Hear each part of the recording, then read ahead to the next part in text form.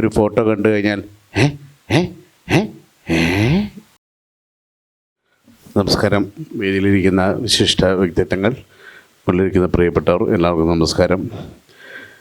ഈ കലാജീവിതത്തിൽ ആദ്യമായിട്ടാണ് ഇങ്ങനെയൊരു സദസ്സിനും വേദിക്ക് മുന്നിലിരിക്കുന്നത്. അത് വലിയൊരു ടെൻഷൻ ഉണ്ടാക്കുന്നൊരു കാര്യമാണ്. വായിൽ നിന്ന് വരുന്ന ഓരോ വാക്കുകളും ശ്രദ്ധിച്ച് പറയേണ്ട ഒരു വേദിയാണ് എന്നെനിക്ക് നല്ലവണ്ണം അറിയാം. കാര്യം ഇങ്ങനെയുള്ള വേദികളിൽ നമ്മൾ കുറച്ചുകൂടി എൻ്റർടൈൻമെൻ്റ് പരിപാടികളൊക്കെ ആയിട്ട് പോകുന്നതുകൊണ്ട് ഇങ്ങനെയുള്ള വേദികളിൽ ഞാൻ സംസാരിക്കാനൊക്കെ കുറച്ച് പിറകോട്ടാണ്. ഈ കലാംകയായിട്ടുള്ള ബന്ധമെന്ന് പറയുമ്പോൾ എൻ്റെ അനിയത്തിമാരായ കാസിയുടെയും കാമിയുടെയും ഉപ്പ എന്ന് പറയാം. അങ്ങനെയാണ് എനിക്ക് കൂടുതൽ പറയാൻ പറ്റുന്നത്. ഞങ്ങൾ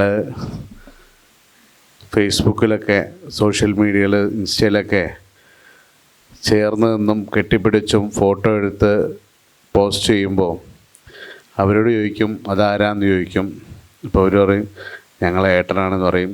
എന്നോട് ചോദിക്കും ഇതാരാണെന്ന് ചോദിക്കും. ഞാൻ പറയും എൻ്റെ അനിയത്തിമാരാണെന്ന് പറയും. ഇപ്പോൾ സോഷ്യൽ മീഡിയയിൽ നമ്മൾ കേൾക്കുന്ന, ഇൻസ്റ്റയിലൊക്കെ സ്ഥിരം കേൾക്കുന്നൊരു ചില ഫോട്ടോ ഒക്കെ കണ്ടു കഴിഞ്ഞാൽ സ്ഥിരം കേൾക്കുന്നത്, നിങ്ങൾ എത്ര ആൾ ശ്രദ്ധിച്ചു പറയും, ചെറുപ്പക്കാർ കൂടുതലായി ശ്രദ്ധിച്ച് കാണും. ഒരു ഫോട്ടോ കണ്ടു കഴിഞ്ഞാൽ ഏ ഏ ഏ ഏ ഈ ഒരു ശബ്ദം നമ്മൾ പലപ്പോഴും കേട്ടിട്ടുണ്ടാവും. ഈ എന്തെന്ന് വെച്ചാൽ ഇതാരാന്നാണ് സംശയം. ഇതാരാ ഇവൻ, എന്താ നിങ്ങളുമുള്ള ബന്ധം? ഇതാണ് ഒരു വേറെ മതസ്ഥനായിട്ടുള്ള ഞാനും അവരും തമ്മിലുള്ള ബന്ധത്തിന് എന്താണെന്ന് ചോദിക്കുന്നവരോടുള്ള ഒരൊറ്റ ഉത്തരമേ ഉള്ളൂ. അത് കലാം വെള്ളിമാട് എന്ന മനുഷ്യൻ മാത്രമാണ്. അദ്ദേഹം വളർത്തിയെടുത്ത സംസ്കാരവും അതും അങ്ങനെ ആ വീടിൻ്റെ ചിട്ടയും രീതിയും മാത്രമാണ് ഞാൻ ആ വീടായിട്ടും കുറേ വർഷം ഞങ്ങൾ ഒരു യാത്രക്കിടയിലാണ് ഞാൻ പെട്ടെന്ന് അവരുടെ ഏട്ടനായിട്ട് അവതരിച്ചത്.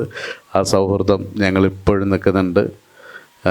എന്തായാലും അത് മരണം വരെ പോകും എന്നേ എനിക്ക് പറയാനുള്ളൂ. എന്തായാലും നിങ്ങളുടെ ഈ ഒരു പരിപാടിയിൽ കലാംകയുടെ കവിതാ സമാഹാരം പ്രകാശന ദിവസം വരാൻ പറ്റിയതിൽ വലിയ സന്തോഷം.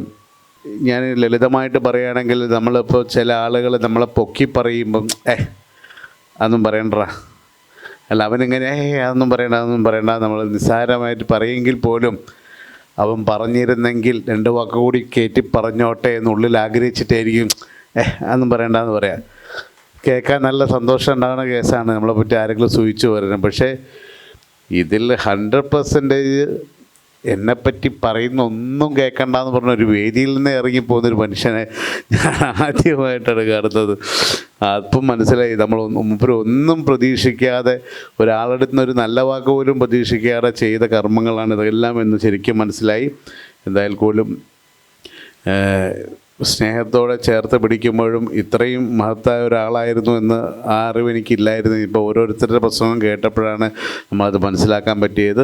എന്തായാലും നേരത്തെ പറഞ്ഞ പോലെ തുടർന്നും ഒരുപാട് കവിതകളും കഥകളും ഒക്കെ ആയിട്ട് ഇനിയും വരട്ടെ. അതിൻ്റെയൊക്കെ പുതിയ പ്രകാശനം അദ്ദേഹം ചെയ്തില്ലെങ്കിലും ആൺകുട്ടികളെക്കാൾ കരുത്തരായ 2 പെൺപുലികൾ മുമ്പിലുണ്ട്. അവർ നടത്തും. എല്ലാവിധ ആശംസകളും. ഞാൻ ഒന്നും തോന്നരുത്, എന്നേക്കാൾ തിരക്കുള്ള ആളുകളാണെന്നറിയാം. പക്ഷേ എനിക്കിപ്പം പോയിട്ടില്ലെങ്കിൽ എൻ്റെ വേഷം വേറെ ആരെങ്കിലും ചെയ്തു. ഞാൻ നിർബന്ധമല്ലേ ഇവിടെ. ആട് 3 എന്ന സിനിമയുടെ ഷൂട്ടിലാണ്. എനിക്കിപ്പോൾ തന്നെ കോട്ടയത്തേക്ക് പോകേണ്ട കാര്യമുണ്ട്. ഞാൻ പോകുന്നതിൽ തെറ്റൊന്നും വിചാരിക്കരുത്. ഞാൻ ഇത് കഴിഞ്ഞ് പെട്ടെന്ന് പോകും. Okay, thank you.